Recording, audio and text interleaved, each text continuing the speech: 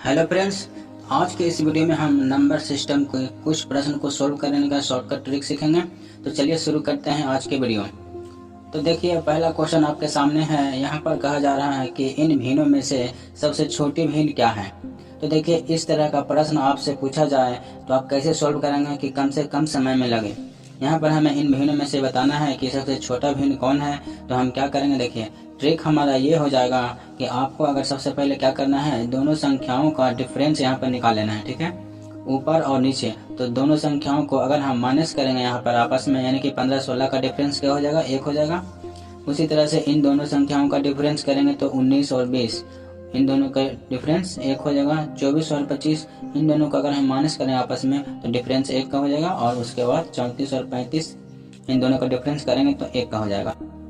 अब next step हम देखिए क्या करना है। देखिए, तो ऊपर वाले संख्या को इस जो हमने यहाँ पर डिफरेंस निकाला है इससे हम डिवाइड कर देंगे। ठीक है, तो 15 को अगर हम 1 से डिवाइड कर देंगे तो क्या आ जाएगा, तो 15 ही आ जाएगा। फिर 19 को हम अगर हम 1 से डिवाइड करेंगे तो यहाँ क्या आ जाएगा, 19 ही आ जाएगा। उसी तरह से 24 को 1 से डिवाइड करेंगे तो यहाँ पर 24 ही रह जाएगा।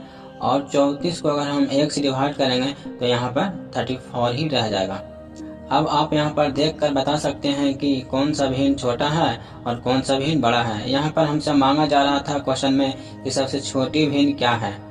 तो सबसे छोटी भिन्न क्या है, देखिए जो संख्या यहाँ पर सबसे छोटा दिख रहा है वो छोटा भिन्न हो जाएगा, जो संख्या बड़ा दिख रहा है वो संख्या बड़ा हो जाएगा। तो छोटा भिन्न कौन हो जाएगा, इसमें से सबसे छोटा भिन्न है ये 15/16, जो कि ऑप्शन नंबर बी में है। ठीक है, तो यहीं पर अगर आपसे पूछा जाए कि इसमें सबसे बड़ा भिन्न कौन सा है, तो सबसे बड़ा भिन्न कौन सा होता है, ये 34 वाला होता। तो 34/35 हो जाता है हमारा बड़ा भिन्न। अब देखिए, उसी तरह से दूसरा क्वेश्चन आपके सामने यहाँ पर आपको कहा जा रहा है कि इन भिन्नों के बीच किस भिन्न का मान अधिकतम है। तो हमें यहाँ पर बताना है इन सारे भिन्न में से कि सबसे बड़ा भिन्न कौन सा है। तो कैसे इसे सोल्व करेंगे, वही काम हम यहाँ पर करेंगे। डिफरेंस पहले हम निकालेंगे। तो देखिए, 2 और 7 का अगर हम डिफरेंस लें तो डिफरेंस हो जाएगा 5 का।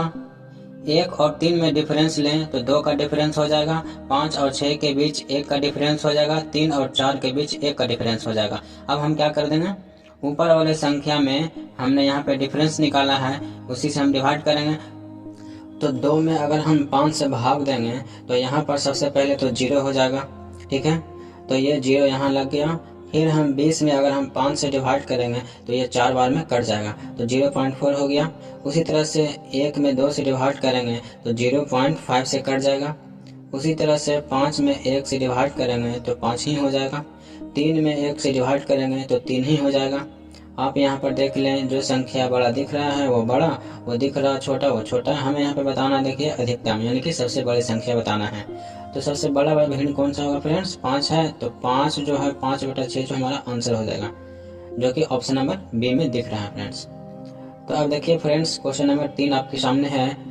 यहाँ पर देखिए क्या कहा जा रहा है कि इन भिन्न के बीच किस भिन्न का मान अधिकतम है। ठीक है, पहले तो हम क्वेश्चन सोल्व करते हैं तो हम क्या करते हैं, हम डिफरेंस निकालते हैं। लेकिन इस तरह के प्रश्न में देखिए आपको क्या करना है, इस प्रश्न में क्या डिफरेंस है। देखिए यहाँ पर देखिए आप नीचे वाली संख्या यानी कि डिनोमिनेटर यानी कि हर क्या है, यहाँ पर देखिए सब समान है। नीचे वाली संख्या अगर समान हो तब आपको ऊपर वाले संख्या और नीचे वाले संख्या के बीच का डिफरेंस निकालने की कोई जरूरत नहीं है। अगर नीचे वाली संख्या समान है तो ऊपर वाली संख्या अगर भिन्न में बड़ी है तो वो भिन्न बड़ा हो जाएगा। ठीक है, अगर ऊपर वाली संख्या छोटी है तो वो भिन्न छोटा हो जाएगा। जैसे इस क्वेश्चन में मांगा जा रहा था हमसे कि अधिकतम कौन सा भिन्न है। ठीक है, सबसे बड़ा भिन्न हमें बताना है कि कौन सा है। तो यहाँ पर आप देख रहे हैं कि सबका भिन्न समान है। तो ऊपर वाली संख्या को हम देखेंगे तो देखिए सबसे बड़ी संख्या कौन है, यहाँ पर 8 है। तो ये वाला भिन्न सबसे बड़ा हो जाएगा इस क्वेश्चन में, यानी कि इस क्वेश्चन का आंसर क्या हो जाएगा, 8/9। उसी तरह से आप देख सकते हैं क्वेश्चन 4 में देखिए क्या कहा जा रहा है कि इन भिन्न में सबसे छोटी भिन्न क्या कौन सा है। तो यह देखिए यहाँ पर डिफरेंस नहीं निकालना है क्योंकि नीचे वाली संख्या सभी में समान है, सब बराबर है। तो हम देखिए क्या करेंगे, ऊपर वाली संख्या देखेंगे, जो बड़ा है वो बड़ा भिन्न होगा, जो छोटा है वो छोटा भिन्न होगा। तो यहाँ पर मांगा जा रहा है हमसे कि सबसे छोटा भिन्न कौन है। तो सबसे छोटी संख्या यहाँ पर 3, तो ये 3/7 हो जाएगा इस क्वेश्चन का आंसर। सबसे छोटा भिन्न 3/7।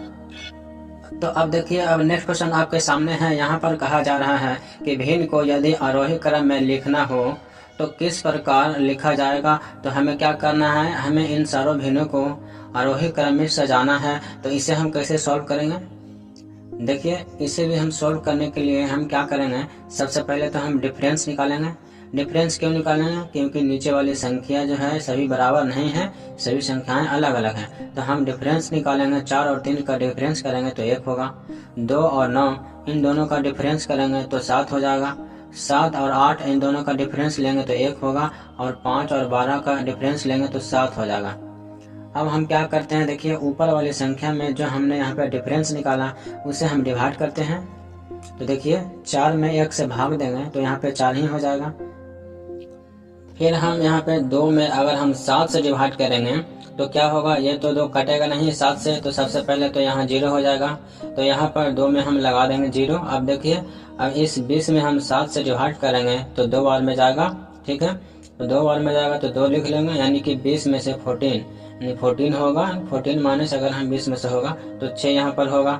6 में 0 लगाएंगे तो 60 होगा। इस 60 में अगर हम 7 से डिवाइड करेंगे तो ये 8 बार में जाएगा, 56 होता है, यानी कि लगभग यहाँ पर 0.28 हो रहा है।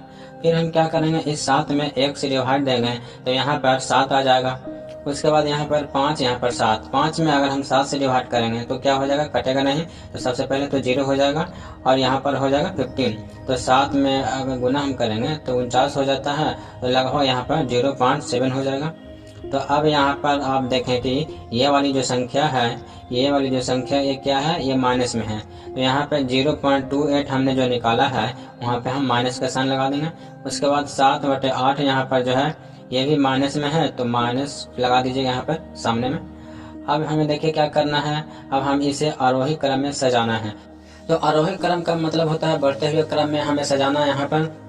तो यहाँ पर आप देखिए कि इन सभी भिन्न में सबसे छोटी संख्या कौन है। तो यहाँ जो हमने निकाला है इसमें से सबसे छोटी संख्या कौन हो जाएगा, माइनस में जो संख्या है वो सबसे छोटा होगा। तो माइनस में जो सबसे संख्या बड़ा है वो सबसे संख्या छोटा हो जाएगा, यानी कि यहाँ पर -7 ये है सबसे छोटा। तो पहला भिन्न हमारा क्या हो जाएगा, माइनस का 7/8 सबसे पहला भिन्न हो जाएगा। उसके बाद माइनस वाला दूसरा कौन सी संख्या है, -0.28 ये दूसरी संख्या है। तो यहाँ पर देखिए माइनस का 2/9 ये दूसरी संख्या हो जाएगा। तीसरी संख्या कौन हो जाएगा, देखिए तीसरी संख्या हो जाएगा 0.7 ये हो जाएगा तीसरा भिन्न हमारा। तो 5/12 हो जाएगा तीसरा भिन्न, और चौथा भिन्न बच रहा है ये 4, यानी कि 4/3। तो यहाँ पर देखें आप आरोही क्रम में हमने समझा लिया है। तो क्या ऑप्शन में है, तो ये ऑप्शन नंबर बी में है। तो ऑप्शन नंबर बी जो है हमारा बिल्कुल आंसर सही हो जाएगा। तो अब चलिए हम नेक्स्ट क्वेश्चन देखते हैं। देखिए यहाँ पर क्वेश्चन नंबर 6 में कहा जा रहा है कि 7/6 और 1/9 व्युत्क्रमों के योग का व्युत्क्रम क्या होगा। तो देखिए इसे कैसे सॉल्व करना है। क्वेश्चन में आपको 2 भिन्न दिया गया है। कहा जा रहा है कि इनके व्युत्क्रमों के योग, ठीक है, इनके व्युत्क्रमों का योग। यहाँ पे देखिए व्युत्क्रमों का बात हो रहा है, यानी कि रेसिप्रोकल का बात हो रहा है। तो जहाँ व्युत्क्रमों का बात हो रहा है तो सबसे पहले भिन्न को हम पलट लेंगे, ठीक है, भिन्न को हम पलट लेंगे। यहाँ 7/6 है तो यहाँ पर हम लिख लेंगे 6/7। उसके बाद हम योग का बात हो रहा है तो बीच में हम प्लस का साइन लगाएंगे। उसके बाद यहाँ है 1/9 तो इसे भी हम पलटेंगे तो 9/1 हो जाएगा। अब हमें क्या करना है, अब हमें इन दोनों भिन्न का योग निकालना है, दोनों को हमें जोड़ना है। तो हम क्या करेंगे, यहाँ 1 और 6 में गुना करेंगे तो यहाँ हो जाएगा 6। 9 और 7 में अगर मल्टीप्लाई करेंगे तो हो जाएगा 63, और नीचे क्या हो जाएगा, नीचे हो जाएगा 7। देखिए अब इन 6 और 63 इन दोनों को जोड़ेंगे तो यहाँ पे आ जाएगा 69 हो जाएगा, और बटे में यहाँ पर 7 हो ही जाएगा। अब यहाँ पर देखिए क्वेश्चन में देखें कि यहाँ पर कहा जा रहा है कि इनके व्युत्क्रमों के योग का व्युत्क्रम क्या होगा। तो योग का व्युत्क्रम यानी कि हमने जो यहाँ पे आंसर निकाला है इसका भी व्युत्क्रम हमें बताना है, यानी कि रेसिप्रोकल बताना है। तो क्या हो जाएगा, इसे भी हम पलट देंगे। तो देखिए यहाँ पर क्या हो जाएगा 7/69। तो ये हो जाएगा हमारा इस क्वेश्चन का आंसर जो ऑप्शन नंबर बी में है। तो अब चलिए नेक्स्ट क्वेश्चन देखते हैं। देखिए क्वेश्चन नंबर 7 में कहा जा रहा है कि 1 सही 1/2 और 1 सही 1/3 के वर्गों के व्युत्क्रम किस अनुपात में होंगे। तो चलिए इसे सोल्व करते हैं। देखिए इस तरह के प्रश्न को हम कैसे सोल्व करेंगे। क्वेश्चन में क्या है कि दो भिन्न आपको दिया हुआ है, कहा जा रहा है कि पहले इन दोनों भिन्न का वर्ग करें। ठीक है, सबसे पहले इन दोनों भिन्न का वर्ग करें। तो यहाँ पर 2 में 1 से गुना करेंगे 2 होगा, 1 जोड़ें तो 3 हो जाएगा। तो यहाँ पर 3/2 हो जाएगा। उसके बाद 3 में 1 से गुना करेंगे 3 होगा, 1 जोड़ेंगे तो 4 होगा, यानी कि 4/3 हो जाएगा। कहा जा रहा है कि इन भिन्न का सबसे पहले क्या करना है, वर्ग।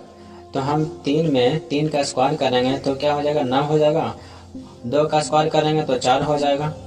उसी तरह से 4 का स्क्वायर करेंगे तो 16 हो जाएगा, और 3 का हम स्क्वायर करेंगे तो 9 हो जाएगा।